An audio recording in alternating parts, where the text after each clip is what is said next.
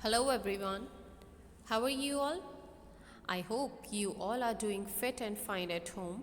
Students, this is Priyanka Verma here and I am here with the video of English grammar of class 5th. Students, before starting our class, I just want to show you the cover page of your book. So this is your English grammar book and the name of the book is Grammatics, a textbook of English grammar, class 5, and it is by Friends publication. So you all are supposed to take out this book and come to its contents first. Here students, you can see the contents of the book. These are the contents. Now open chapter number 1. Students, in today's video, I'll teach you chapter number 1 and 2. Chapter number 1, the sentence, and chapter number 2, subject and predicate. So let's start our today's class with chapter number 1. I hope students you have opened this chapter. The name of the chapter is the sentence. First, I'll tell you what do we mean by the word sentence. Okay, a sentence is a group of words which are arranged in a particular order to convey a complete sense or a clear meaning. Means a sentence is a group of words that conveys a complete sense or a clear meaning. Now, a sentence always begins with a capital letter and the word used in a sentence must be in certain order or must be in definite order. Punctuation marks, that is full stop, question mark or exclamation mark, must be used at the end of sentence. As you can see, some examples have been given here. These mangoes are almost ripe, and after this sentence we put full stop as it is assertive. Next one is take care of your health, and as it is imperative, then we are supposed to put full stop at the end of such type of sentence. The next one is whose umbrella is this? Here we are asking a question, that's why we will put question mark at the end of this sentence. And the last is how well she dances, as it is exclamatory sentence, so we will put exclamation mark at the end of this sentence. Now we will come to the kinds of sentences. As I have already told you all the 4 kinds just now. The first one is assertive, the second one is imperative, then third one is interrogative, and the fourth one is exclamatory sentence. Now let's read in detail. As you can see, again 5 sentences are given here, and there was a diary on the desk. The girl drank a glass of juice. We all wish to live a happy life. Science is the greatest boon to the modern world, and good health depends on the sound nutrition. Students, these sentences are assertive sentences. An assertive sentence expresses a statement to tell a fact. When we tell a fact to somebody or in a sentence, it is supposed to be an assertive sentence, and a statement always ends with a full stop. At the end of assertive sentence, we are supposed to put full stop. Now come to the next kind, and the next kind is interrogative sentence. Again, some sentences are written here. I am going to read them. What is in this drawer? Then question mark. Which book are you reading? Question mark.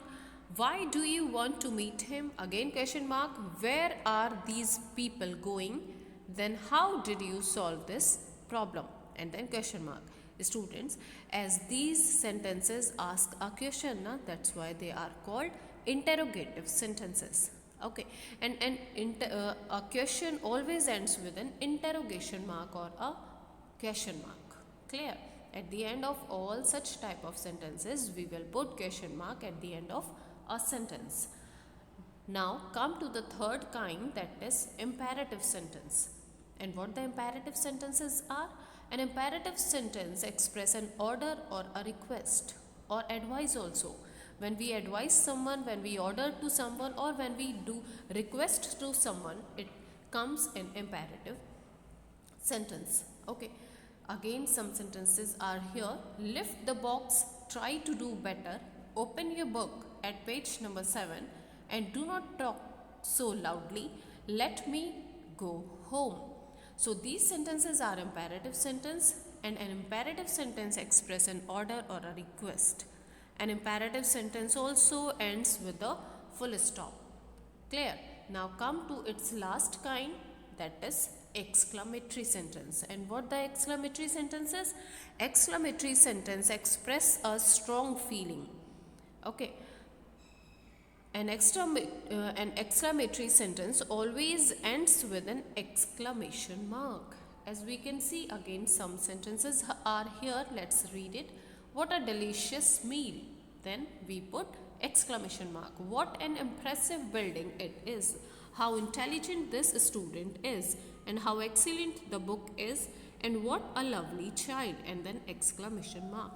So we have read about 4 kinds of a sentence. The first one is assertive, right? The next one is interrogative.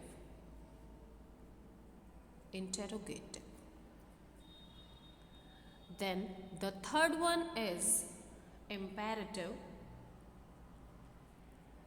This is imperative, and at number 4 we have read about exclamatory. Clear, student? I hope it is clear to you. Now we will move on to the exercises of this chapter.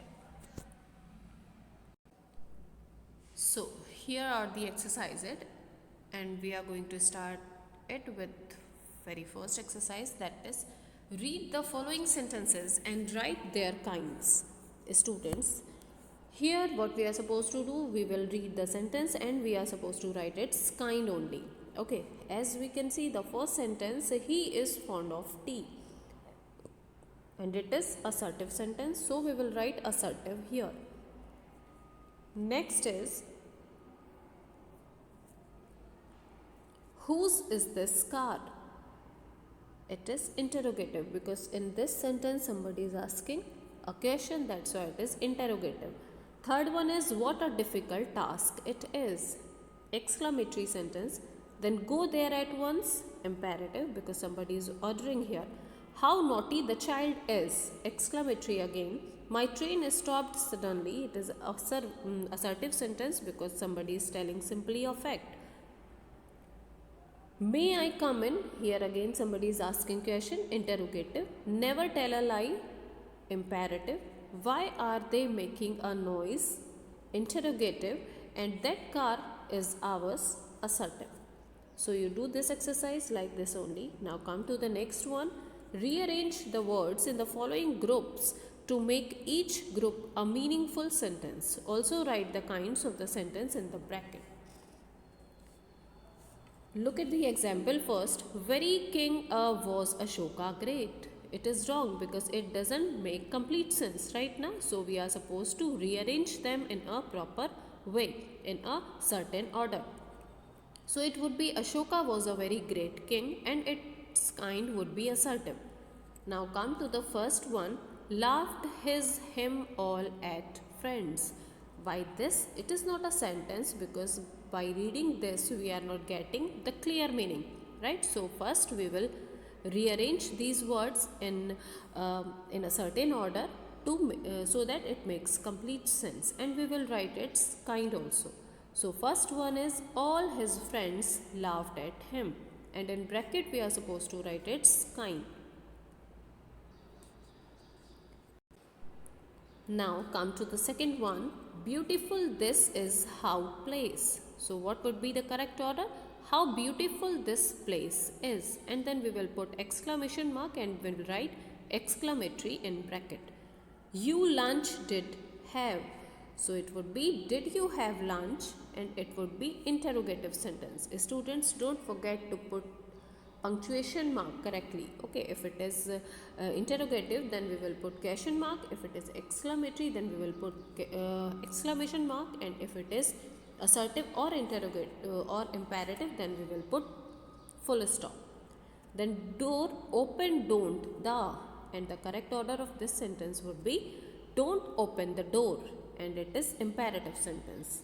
I hope it is also clear to you. Now come to the last exercise of this chapter, that is make a sentence about each of the following. First we will go through the example, that is the Taj Mahal and Agra, and we are supposed to use these two nouns in a sentence, and it is already done here, that is the Taj Mahal is in Agra. Like this we are supposed to use these subjects to make a sentence. So let's do the first one, cat and mouse. The cat ran after the mouse. Bird and sky, bird fly in the sky. Christmas and December. Christmas is celebrated in December. India and independence. So India got independence on 15th August 1947. Then earth and moon. So the moon revolves around the earth. So like this, students, you complete your first chapter. And now we will move on to the second chapter, that is subject and predicate. So without any delay, open chapter number 2. I hope, students, you have opened this chapter number 2, and the name of the chapter is subject and predicate. So in this chapter we are going to read about two main parts of a sentence. Okay, all sentences can be separated into two main parts, the subject and the predicate. Read the following sentence. She waters the plants regularly. Students, as we can see, this is a sentence now, she waters the plants regularly, and it has two main parts. The first one is subject and the second one is called predicate. Clear?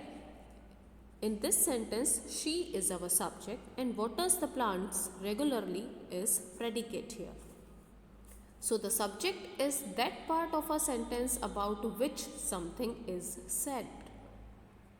What is subject here? Subject is the part of a sentence about which something is said, and predicate is that part of a sentence which tells something about the subject. Clear? It refers to the verb together with the rest of the sentence, and as it is already clearly given that she waters the plants, she is our subject here, and the rest of the sentence will go in predicate. Clear? Subject or predicate may have only one word or a group of words. It can also have a word, or it can also have a group of words. Clear? So some again examples are here. We are going to read it. Subject, this shop, and predicate, opens at 10 o'clock. Next, we could not hear their voice. In this sentence, we is subject and could not hear their voice, predicate here. My uncle bought a new car last week. My uncle is subject and bought a new car last week, predicate here. They are our neighbors. They is subject and are our neighbors, predicate. The tops of the mountains, as it is given here, na, one word or a group of words, right, can be subject or predicate. So it will come full in a subject. The tops of the mountains were covered with snow. Now, sometimes the subject is placed at the end of sentence as here comes the bus. As we can see in this sentence, the subject is written at the end of the sentence. So, the bus is our subject and here comes is predicate. Clear? An imperative sentence does not have a subject, and subject remains understood in these sentences. Like thank you. Here, I is understood means subject is understood. It is here. Thank you means I thank you.